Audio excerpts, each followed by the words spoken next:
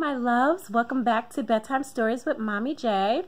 And we're going to continue with George Brown Class Clown Super Burp by Nancy Krulik, illustrated by Aaron Blecha. And we'll start at chapter 11. "We have gym class after this," Alex whispered to George as the class worked on their math sheets that morning. "I hope Mr. Trainer's back." "Me too," George whispered. "Otherwise, we have to do do-si-do and promenade again. That hadn't gone so well the first time." They both stopped talking and went back to their math sheets because Mrs. Kelly was going around the room checking the kids' work. She was only one row away. Suddenly, George felt a little bubble inside, kind of like he was going to burp.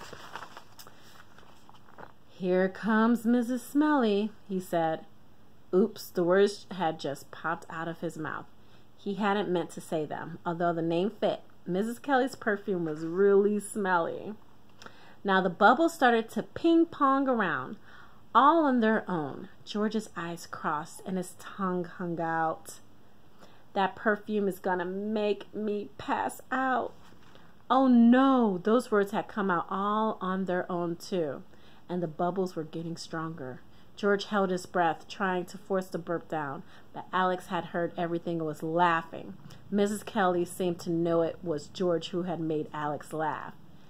"Please, not now. No magic burp," George thought to himself.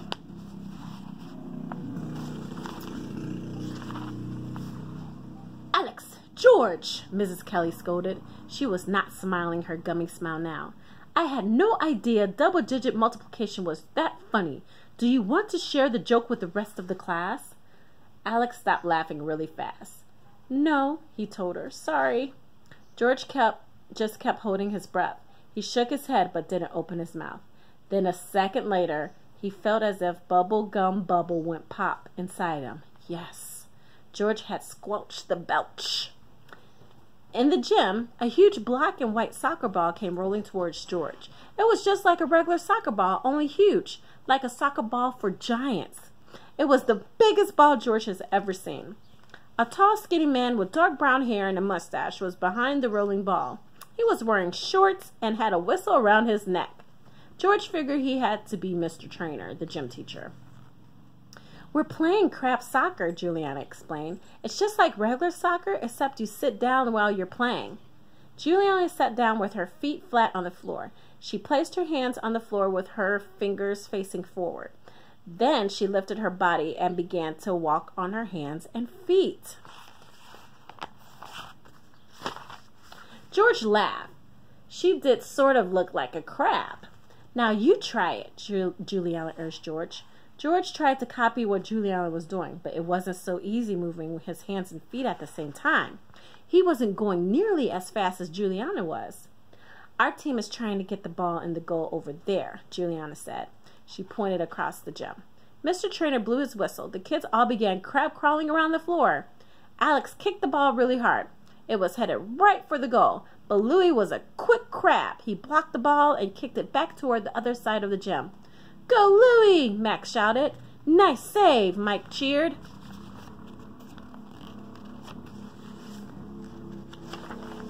George scrambled to get in front of the ball so he could kick it away, but then it happened again. Something started to bubble up in George's belly. It was stronger than it had been in math class. The bubbles were already ping-ponging around in his stomach and threatening to move up into his chest. He'd done his once before, now he had to do it again. He had to beat the burp. Quickly, George shut his lips tight, trying to lock the bubbles in, and then he flipped over and did a handstand against the wall. The bubbles were still trying to escape, but now George was upside down. If the bubbles moved up, they'd go to his feet. There was no way out from there. "Young man," Mr. Trainer cried out, "what are you doing?" George didn't know what to say. He couldn't exactly tell his gym teacher that he was trying to squelch a belch. "George, watch out!" Juliana shouted suddenly. Upside down, George saw the huge soccer ball careening across the gym floor. It was coming straight at George's head. Quickly, George flipped over. He landed on his rear end and then kicked the oncoming ball as hard as he could. Bam! The giant crab soccer ball went soaring across the room.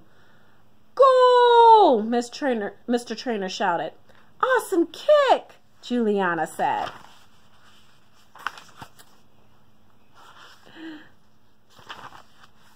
Out of the corner of his eyes, George could see Louie.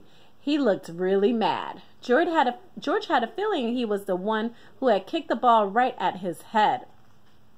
But that didn't really matter to George. Neither did how far he kicked the giant crab soccer ball, or that his team was ahead. George was just happy he won out over the Super Burp, at least for now.